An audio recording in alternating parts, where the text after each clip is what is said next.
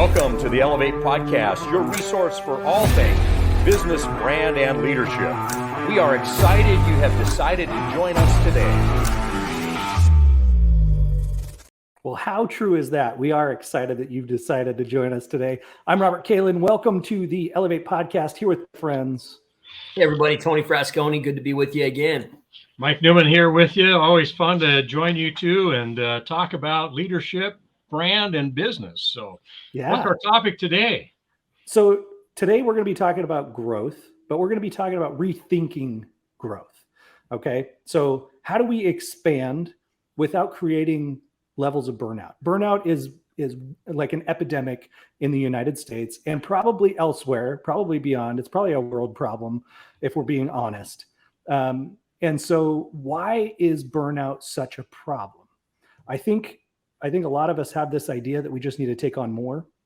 If we want to expand, we just need to take on more and more and more and more. And the reality is we end up becoming like Violet in Willy Wonka and the Chocolate Factory. We just need to be rolled out and popped and juiced. And it doesn't really work out great for us. And so I want to propose this thought to you guys and just say, what does it look like for us to rethink growth in a way that doesn't create burnout for ourselves?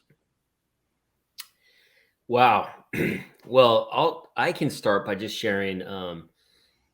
I think what I've learned over the years is there's a difference between being obsessed with something to becoming burned out. And obsession over something you want to be successful at, whether it's a new skill or a business, that can lead to burnout. But burnout is normally a result of being obsessed with too many things. You know, having this broad, like you said, Robert, trying to do more, trying to get it all, and then having no, real balance. And there's balance when it comes to life in general, as far as, how much time we're spending taking care of ourselves and others that we're responsible for, and our business and all the above. And then there's just going without thinking and just doing and doing and doing and taking on more and doing more. And there's like a lack of focus, I think, is what leads to burnout for me when I think of it. It's like you're doing so much, but and you might be obsessed on too many things, but there's no real focus on one. Yeah. Yeah, I think you're exactly right on that, Tony, that we so oftentimes have things that come up that give us opportunities, and those opportunities become something that begins to consume us. And then we begin to lose focus about what's important. And so you look at people today, from my era, we used to always call it keeping up with the Joneses, which was, your friend gets a new car. Well, I should have a new car. And they got a boat. Well, I should have a boat. And they got a vacation home. Well, I should have a vacation home. And so we try to keep stacking all those things up with the people that we're around. And back when I was struggling with that, somebody said, well, maybe you're hanging around with the wrong people. And I like these people, but I was trying to do and have everything they had. And so that led to burnout because I was working more. I was trying to figure out how I could make extra money to be able to do the next thing. And I'll still say those guys are still some of my greatest friends because they help move me too. Because once you start talking about it, you can go, oh, so how did that happen? And so, anyway, you as you think about in your work, you get burned out in your work too. You're trying to be successful in what you do. And if you're doing the wrong thing, if it's not giving you joy and energy, it's a frustration for you. It's going to cause you burnout. And, our last episode, we were talking with Ann Plankovich, an elementary principal, and she was talking about taking care of yourself. And we didn't get enough time to get into a great detail. But if you're not taking care of yourself, if you're not finding ways to fill your cup, or as Tony said, fill your bucket, you don't have anything to give to the people around you. And that, I think, is what really creates burnout. You come home at night from work, all you want to do is sit and turn on the television. That means that you have reached some level of burnout. You had a very maybe stressful day, but you're not ready to switch the jacket and be the dad or the husband that you need to be. I know I did that like for 25 years, and that creates burnout. Then you start looking at why are you doing the things that you're doing? And I think that's, a bigger question too. Well, I think that also brings up the fact, I was taking a couple of notes while you guys were talking. We take on too much. We play the comparison game. We get focused on the wrong things. And what you just said there, Mike, is that we need awareness. We need awareness that we are playing the comparison game and being in competition with those around us. We need awareness that we're taking on too many things. We can't really maintain high quality standards when we've got too many irons in the fire. We need to be aware that we're focused on way too many things. And when you try and catch two rabbits, you're not going to catch either one.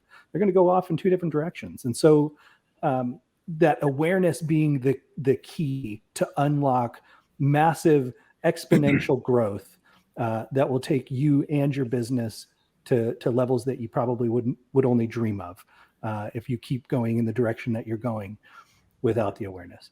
So what do you Robert, guys? When we started this podcast, we started with the Heart series, and we had a whole series about awareness. We had a whole episode about awareness. We broke down heart and each Episode letter 3. of heart. Yeah, and exactly. And so it's so interesting you say that. Now, one thing I think that could help our listeners is, okay, let's say they're not aware. Let's say it's like, okay, well, what are the signs of burnout? Like, what are some things that we might share with them that might help them to be aware that maybe they are in this kind of burnout stage and need to kind of let their foot off the gas and recalibrate? Well, many of you have heard of Darren Hardy before, probably, but he's a guy who does a lot of things around personal development, personal growth. And he said, you need to picture where you are in any your area of your life right now. Picture where you are, and then picture where you want to be. So that's the first step of awareness. And that first step towards making a change is really being aware. So maybe you want to have more money. Maybe you want to be thinner or weigh less. Maybe you want to be happier than what you are in your relationships, or whatever it is. Once you say, here's what I want, then you have the ability, because you've made yourself aware of it. Here's where I'm at. Here's where I want to be. Now I'm aware of it. Then the next step has to be, what action are you going to take? Now, anybody that's listened to me speak before, I always, for some reason, go right to, I want to be thinner. I want to weigh less. I used to go to the gym all the time with a guy, and he could drop weight, I don't know what you'd say, but me, I would stay right here and I'd drop a pound or two. He'd lose 10, and I would just get so frustrated with it. And then one day somebody said to me, why do you go to the gym? I said, to lose weight. Well, how's that working out for you? Well, not very well. Well, maybe you need to change your focus. Said, what do you mean? Well, maybe you should be going to the gym to get stronger, or maybe you should be going to the gym to get healthier. That would change your attitude about why you go to the gym. And so I started saying, oh, I'm going to be healthier. I don't care how much I weigh. I'm going to be healthier. Yeah. And then the other became a byproduct of that. But then I had to agree with where I was, and then I had to take action, which was the second point that Darren Hardy makes, is that people who get ahead are the ones who actually take action. Because I can say, I need to go lose weight, or I want to be thinner, but at night, if you watch my behavior, it has nothing to do with going and doing any exercise. It has to be push the remote control of the ball game. And God, those guys are great athletes. They're in prime shape. Yep. Here I am, a bump on a chair. So just made me think of Garfield. Yeah, eat some lasagna, hang out on the couch. But you're bringing up Darren Hardy, you're bringing up awareness and taking action. And I want to also, this is something that's been a very consistent theme with the Elevate podcast from the beginning, which is another Darren Hardy book, which is The Compound Effect. Little things stacked over time equals success. I think all too often we say, hey, I want this, but I'm right here.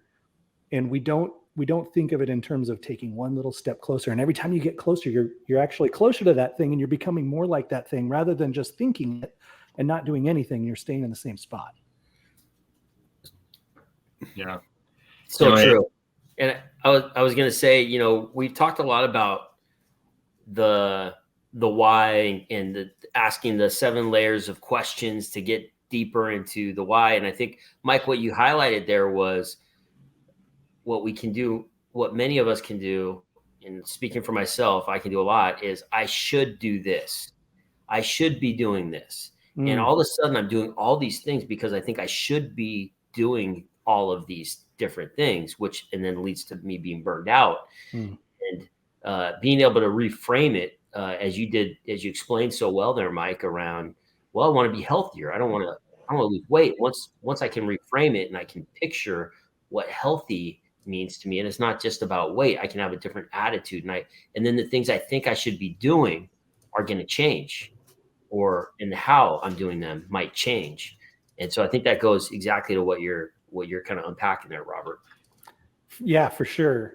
I think there's, in the book, Developing a Leader Within You, there's a worksheet, a section on priorities that he talks about. It's called the 3 R's. If you guys haven't read this book, go get the Developing the Leader Within You 2.0 and do this, because this really helps us write down all the responsibilities that we have and rate them with 3 separate things. One is it a requirement that I have to do it?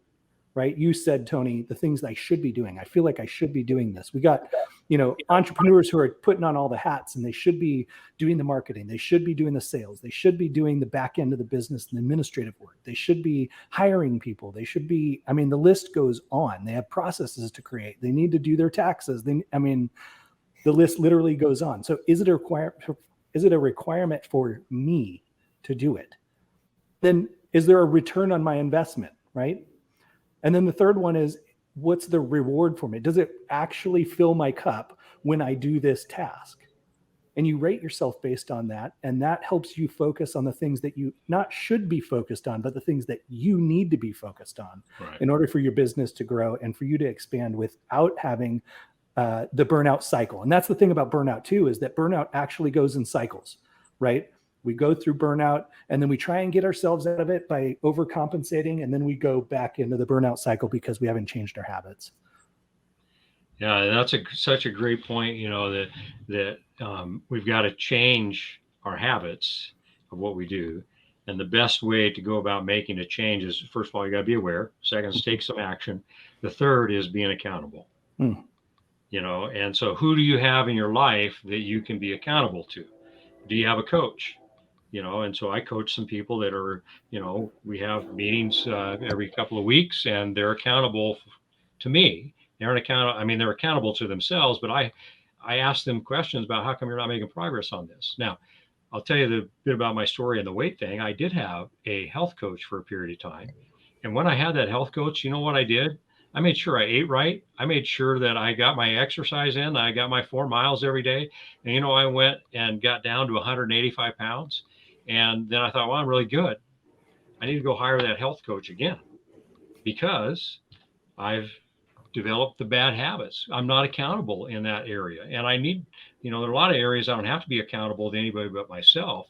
But when it comes to eating right and exercising, which are things that I don't like to do, I need somebody to be accountable to. And I never even met the person. They were an online health coach through, a insurance company, but it worked. Yeah, that's wonderful. Wow.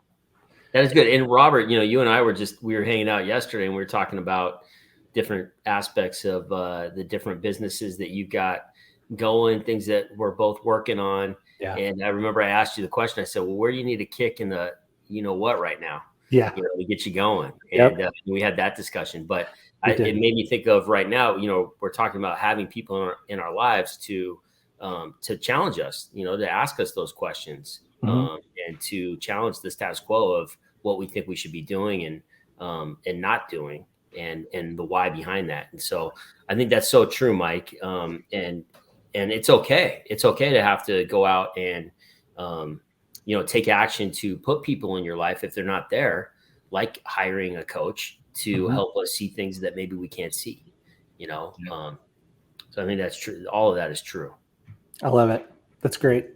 You guys listening to this right now on the podcast, just take a moment.